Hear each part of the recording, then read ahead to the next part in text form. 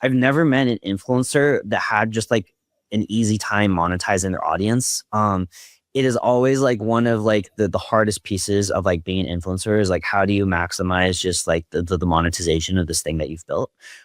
Because most of them are missing a really good product. And that is where there can be really beautiful collaborations with tech companies where the benefit of like really good tech companies is like, you make a product that actually is really profitable and can like make a lot of money.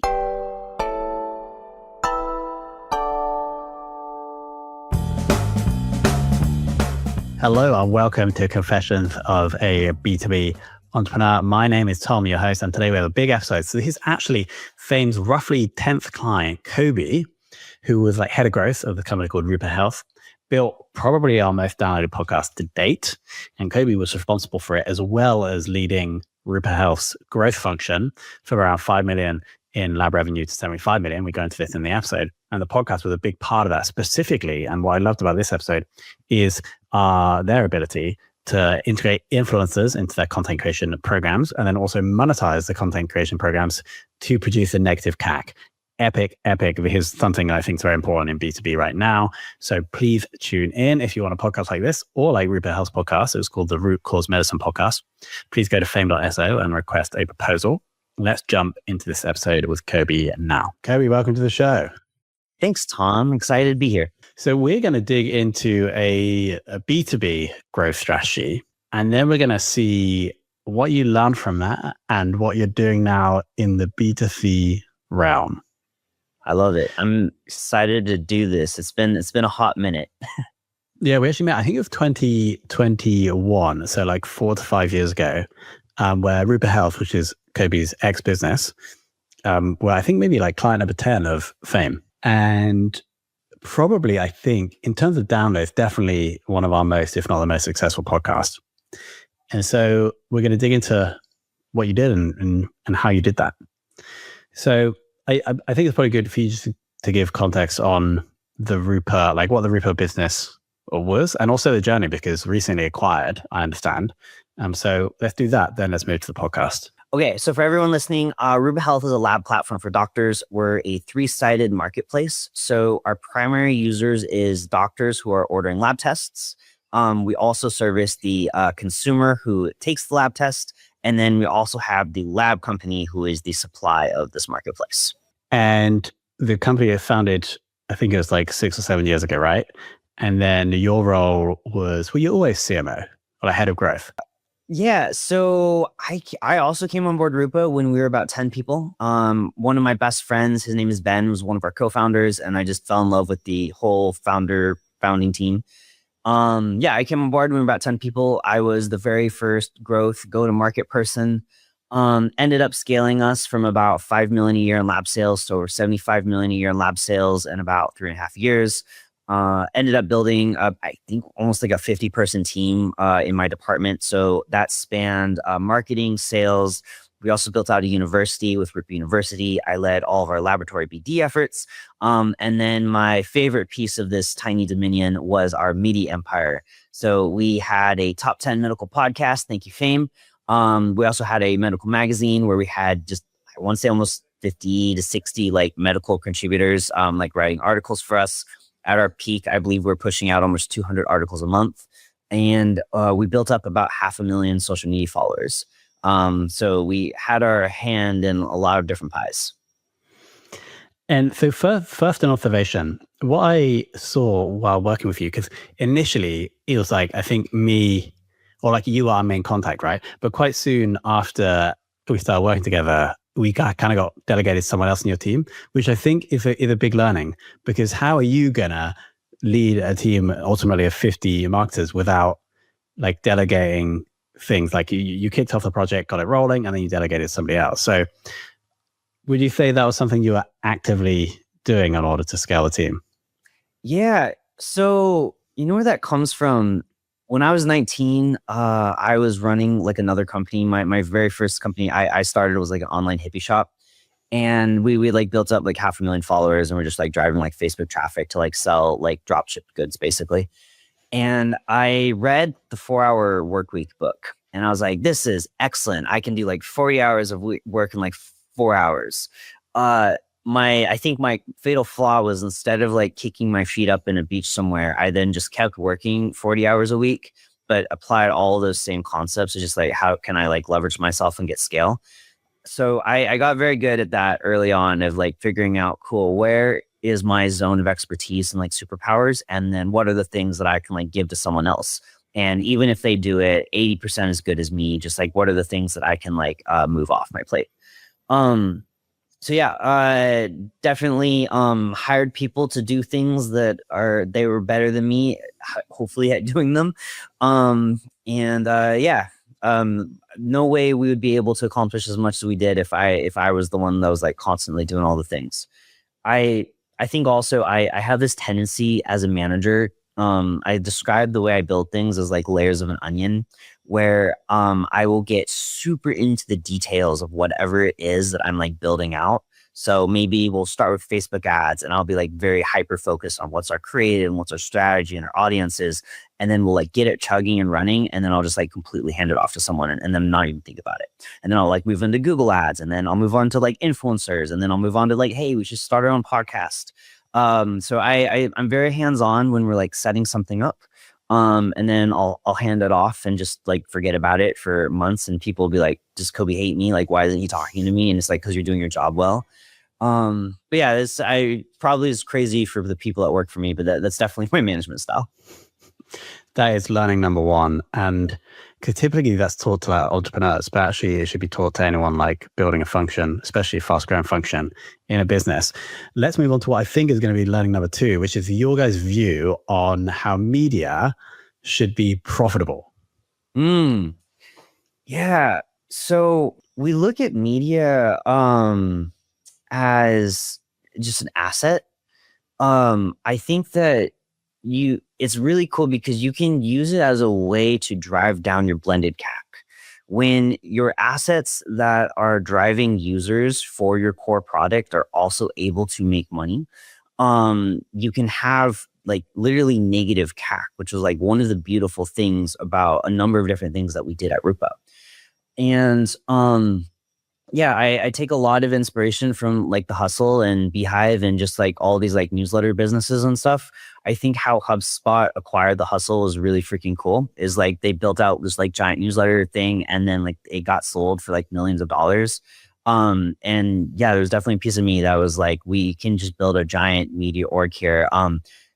It costs so much money to deliver impressions in front of doctors, that it was like, cool, like that by itself can make lots of money, and then the core business on top of it makes even more. It's just becomes a super, super powerful flywheel. So by the end, you had the podcast, the university, and the social channels.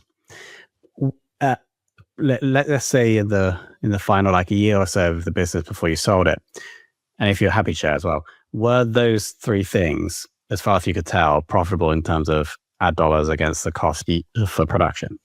Oh yeah, absolutely. Like the so first the university, without like breaking any NDAs, but it's probably easy to like reverse engineer. They usually like millions of dollars a year, like profitably. It was like by itself could have been its like own VC backed startup. And then yeah, the podcast as well. Like I said, is it costs a lot of money to get in front of doctors. The other thing is that basically what we sold in a lot of ways was promotion for the laboratory companies. So the podcast and media was just kind of like a natural extension on top of the value that we're delivering for one of our major user groups. Yeah, that makes sense. It's almost like they get extra exposure.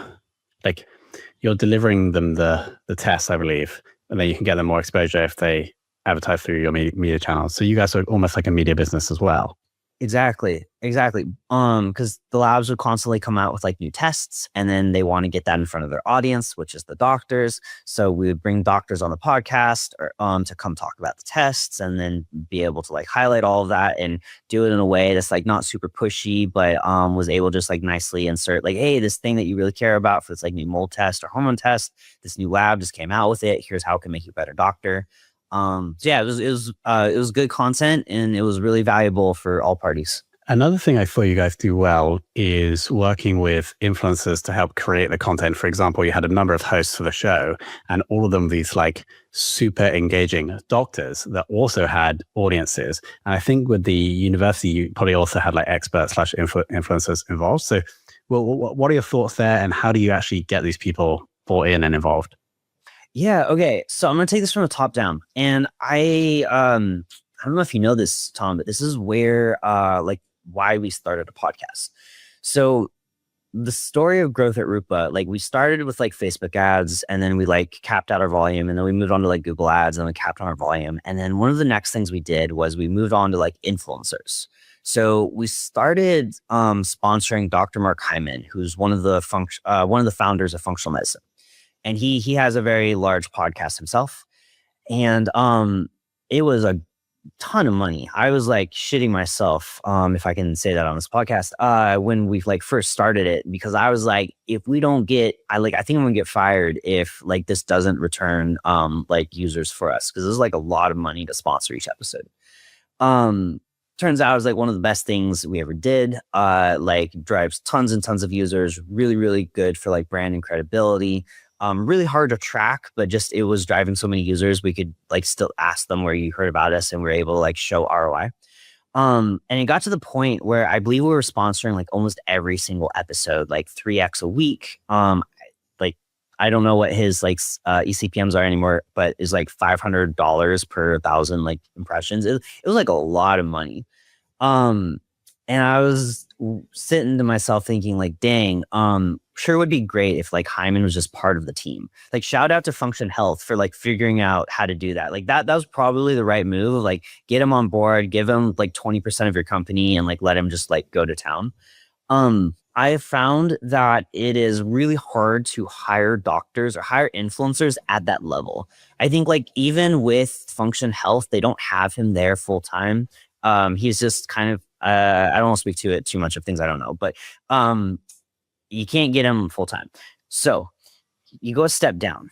Not that as a step down, but you got to like kind of like grow your own influencers. If you don't have a founder on the team that is like, I'm the founder of this industry with like 10 million followers, you can kind of build it yourself.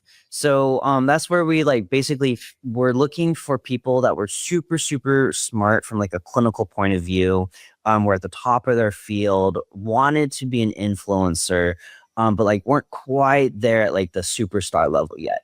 That's not fair because some of the people we hire are literally superstars. But you want to get talking like maybe they'd have like 10,000 followers on Instagram.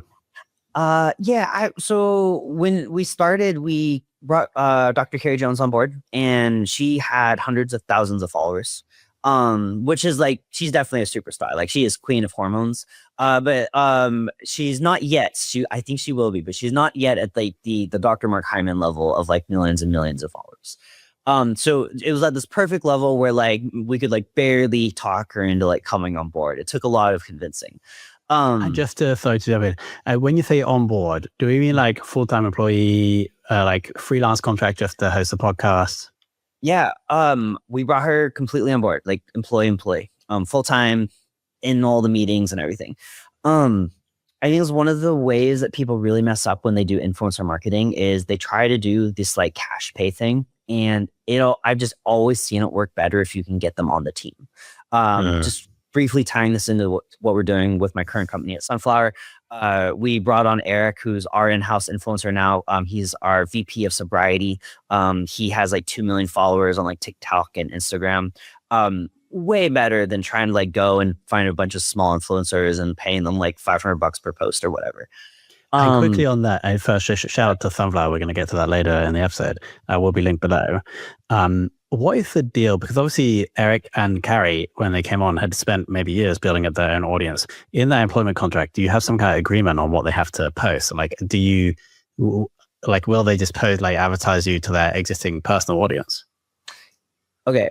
There's two things. So no, this might be a tech culture thing, but it's the same thing as like tech employees. Like we expect you to be bought in and to be like here for the mission and to like go hard, And if like you really like, sometimes you like need to like be like, hey, you have to like show up to office 8 hours a week, I guess.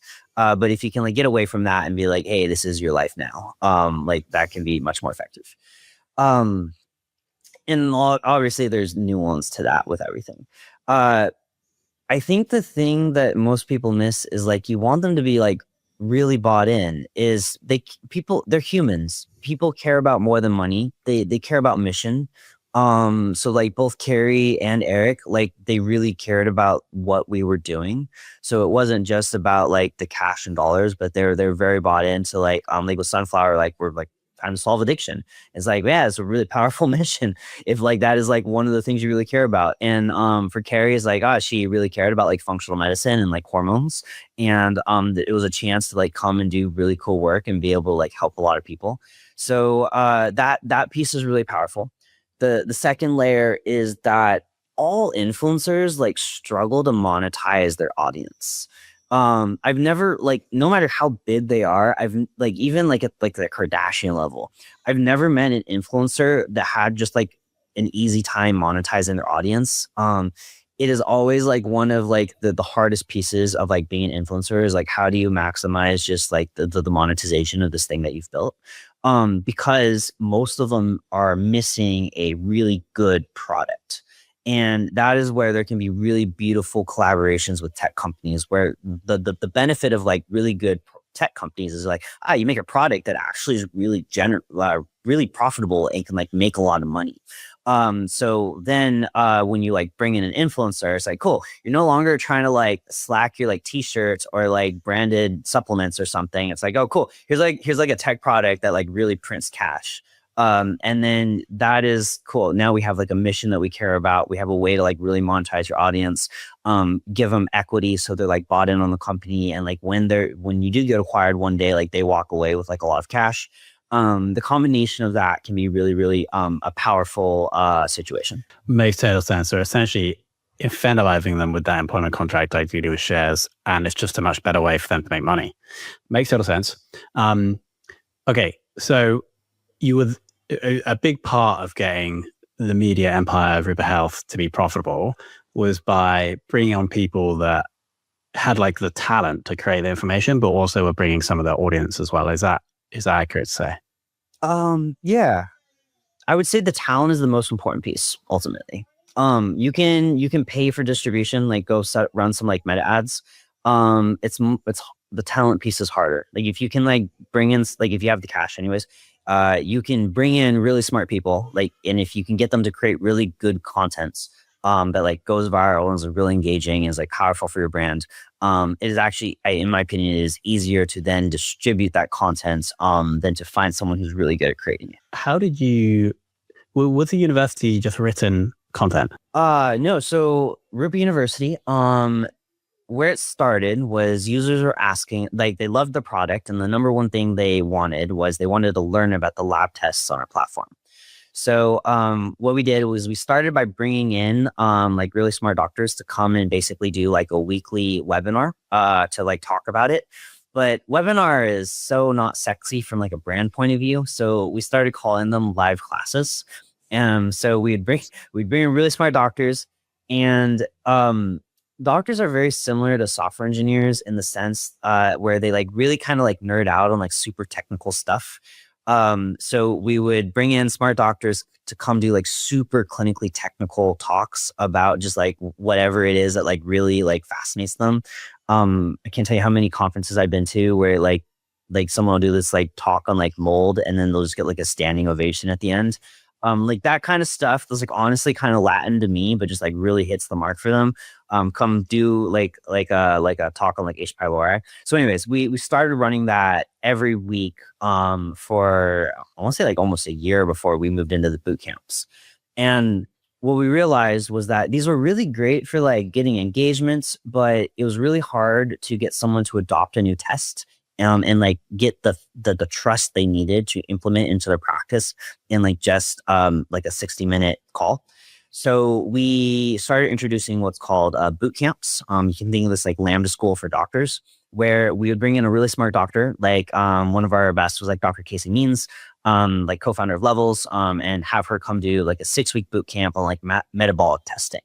And she wouldn't charge for that because she just loves the game.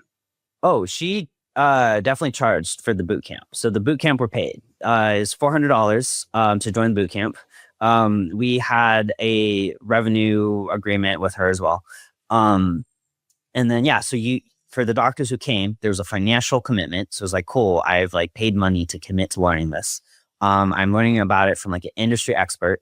And then instead of just like so we call it's like a 6-week program with like async content as well, where we like walk you through how to like implement this into your practice. And that was super effective, not just at like driving activations and users for Rupa and like getting them to actually use the test.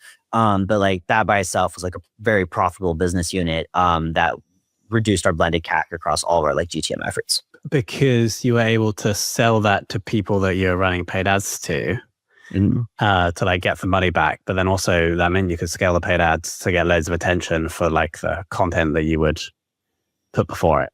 Yeah. We actually just scraped all of the doctors' emails and then just started emailing them. So it didn't even cost us anything to get in front of them. Like that's going back to like, if you just have good content, the distribution is actually kind of easier. Because with the podcast and just with everything, like we were just doing good content and sending it to them. Like they loved our brand and they trusted us. And we had basically taken our entire industry of doctors, put them on a newsletter and like got them hyped to receive our content. And then once we wanted to start selling them stuff, we just started selling them stuff. And it's like, hey, you love these live classes, you love this podcast, you want to come pay us $400, like come to a boot camp to like learn about this test.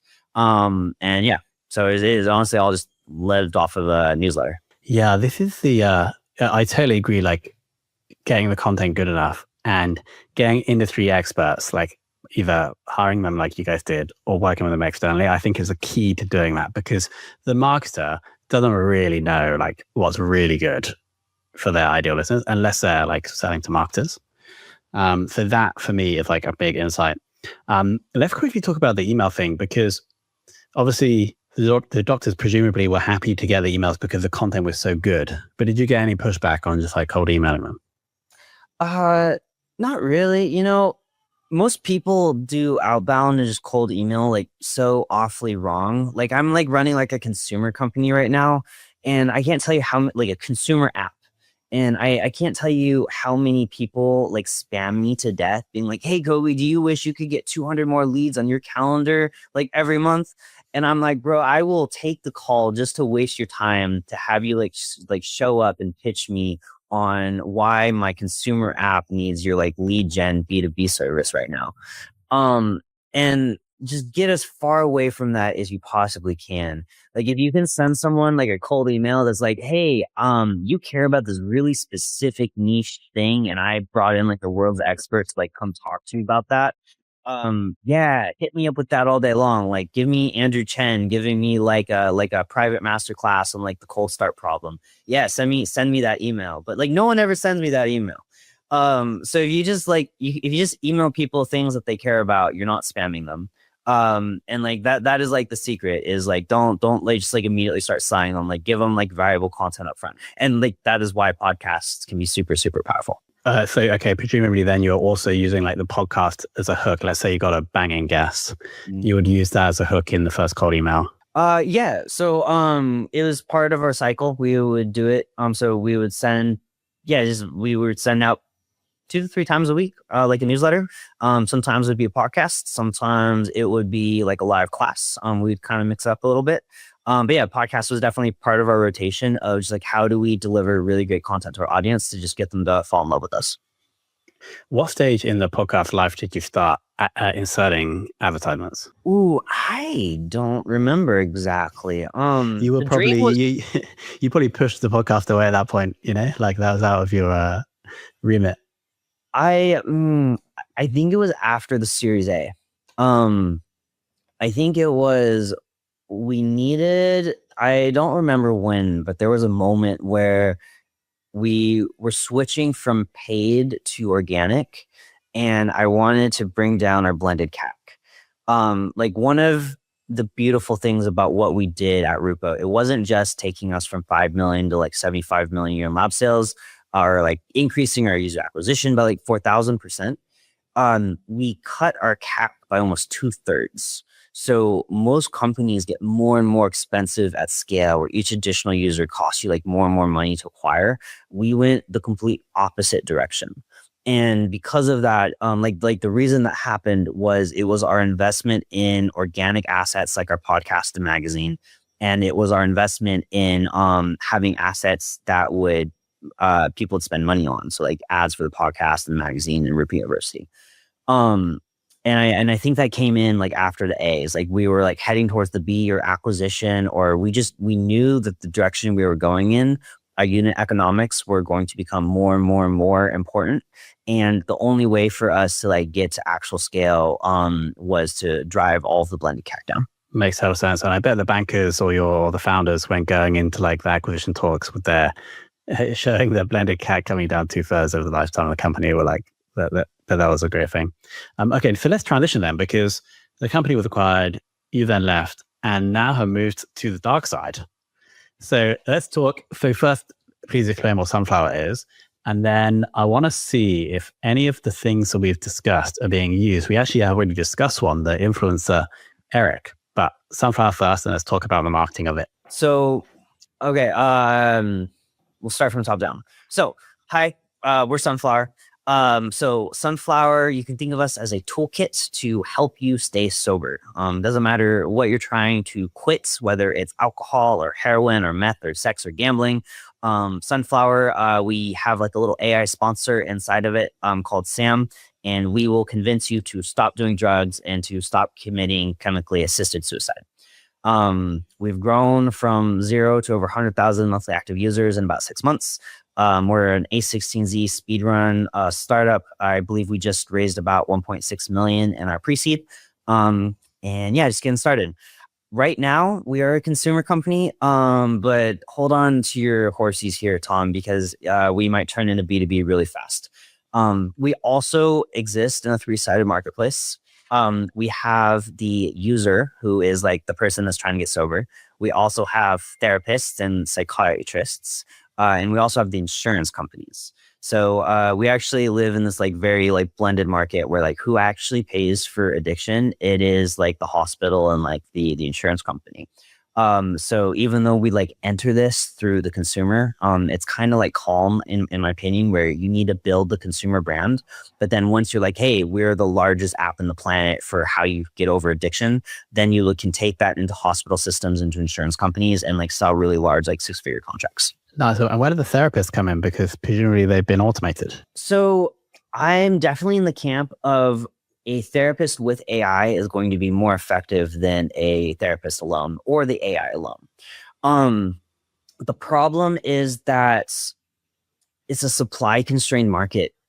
We live in a world where there's not enough good therapists to like properly meet the demand of people that struggle with addiction. There's like 1 billion people on this planet that struggle with it.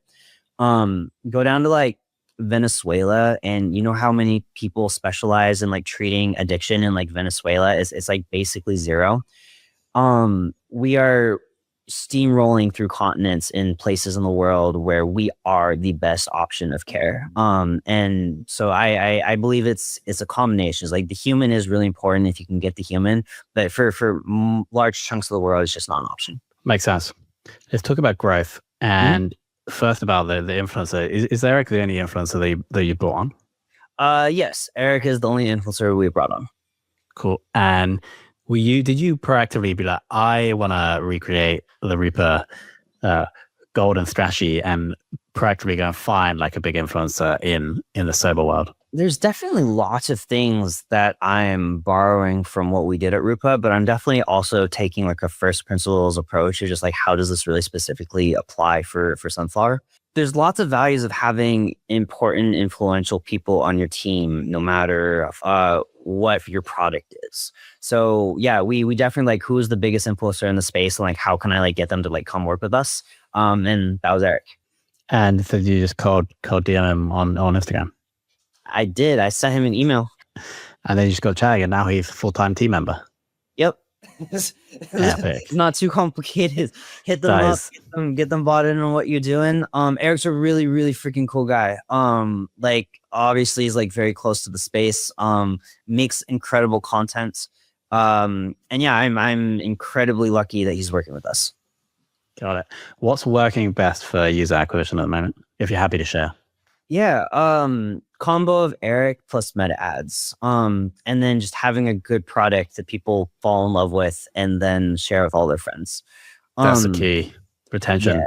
Retention and referrals are the foundation of growth. Absolutely.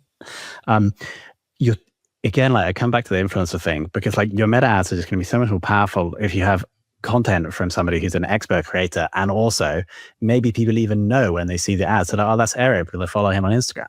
This is very powerful. So with meta ads, we are combining using Air for content and ads. And then we also brought in an in-house illustrator. And then yeah, we run a bunch of variances, find what works, and let the ads print. They're actually getting, I don't want to say easy, but it's becoming simple, like press a button and go with the ads. And it becomes so much more important about just how good the product is. Like the more money we make off of the product, the more aggressive we can be with the ads. And it's like, cool, if we drive in 100 users through paid, how many of those users then refer out to like a friend organically? That piece becomes super, super important. Yeah, I feel like so many marketers just like obsess so much on like this switch in meta ads when actually they just need to like take a step back. And if it's their own business, work on the product. If it's not their own business, then they need to go and speak to the product people and the CEO founders to try and make the product better. So that is a big belief I have. Okay. Wow. There we go. So what do we cover? We covered some, I think, very critical mind shifts that I think B2B entrepreneurs / marketers need to make. And one is around influencers, bringing them onto the team. Another one is around building content that's good enough to get attention and ideally also to sell sponsorships and monetize. And I think that is like the key takeaway for me, because the way you do that is like bringing the influencers on.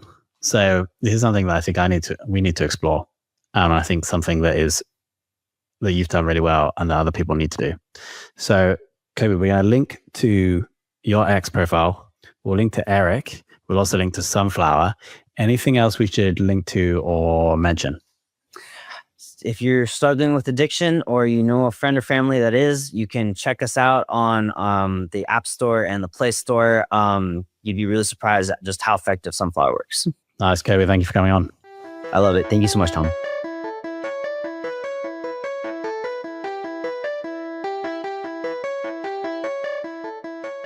All right, team. What do we think? That's it. Bringing on influencers, creating epic content, monetizing it with sponsorships, courses, etc., in order to bring that customer acquisition cost down. If you're bringing the customer acquisition cost down and you have a great product that's retaining and referring, then you have a growth machine. So thank you to Koby for coming on. Thank you to Fame for producing the show. And thanks to you for listening.